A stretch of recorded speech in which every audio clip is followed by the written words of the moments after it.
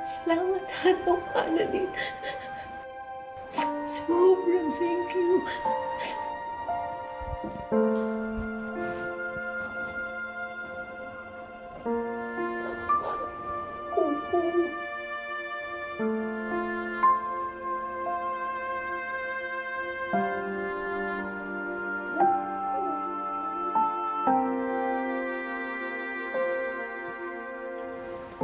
Sige po, Madam Lotus.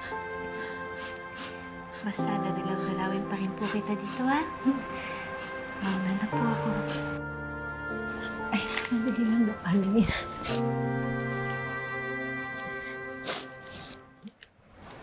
Para sa'yo.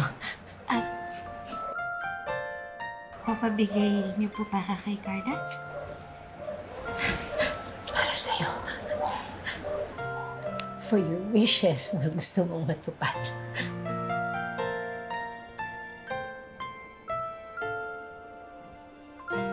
Thank you po, Madam Lotus.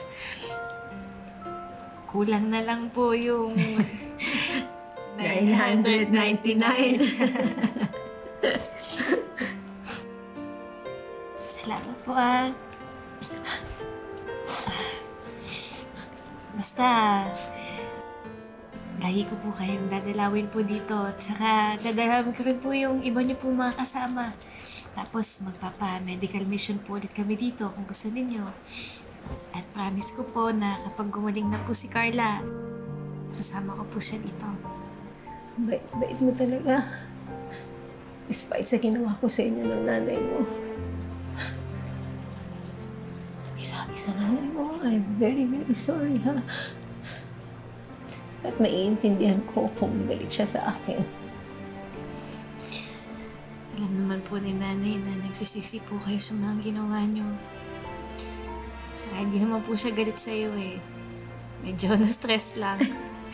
Kaya magbabakasyon nga po sila ni Tay Carlos eh. Carlos? Kala ko ba ang tatay mo ay si RJ, si Doc RJ?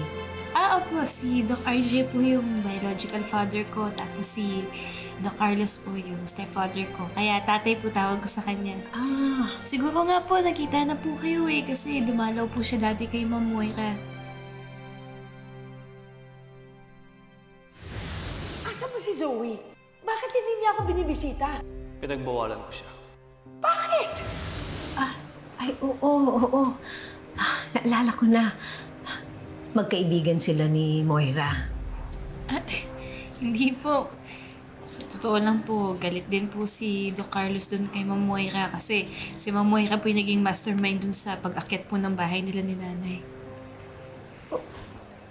Pero nung nakita ko sila, parang okay naman sila. Unless ako yung mali. But I know one thing for sure. I wouldn't be Madam Lotus if I didn't know how to read people. Especially those with blood on their hands.